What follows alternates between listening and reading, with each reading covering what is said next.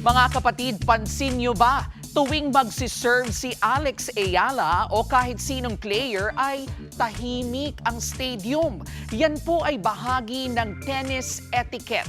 Sa tennis, may tamang oras ang pag-cheer. Hintayin munang matapos ang puntos bago pumalakpak, sumigaw o mag-celebrate. Kasi habang may rally, bola muna bago boses. At kapag may bolang lumagpas sa court, honesty is the best policy. Kailangan aminin kung out ang bola kapag malinaw na nakita ito. At isa pa, habang may rally, bawal munang maglakad sa tribune. Kaya kung gusto mong bumalik sa upuan mo, wait for the point to end.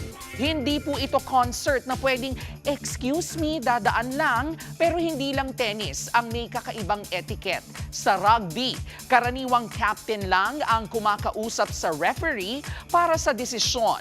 Sa cricket naman, may walking. Kapag alam ng batsman na out siya, umaalis na siya sa field.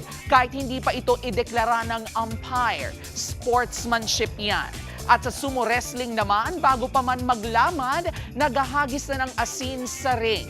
Hindi para tikman kung malasa, kundi bilang simbolo ng pagpapadalisay at pagtataboy ng masasamang espiritu. Kaya mga kapatid, sa sports, hindi lang galing at lakas ang nasusukat. Abay, pati po ang asal.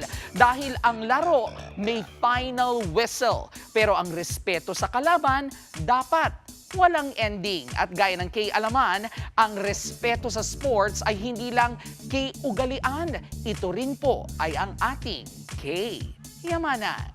Kay, okay. Mga kapatid, Jervy Wrightson po. Eto na nga. Para sa latest showbiz news at iba pang Kay Alaman, mag-follow at mag-subscribe na sa social media pages ng News 5.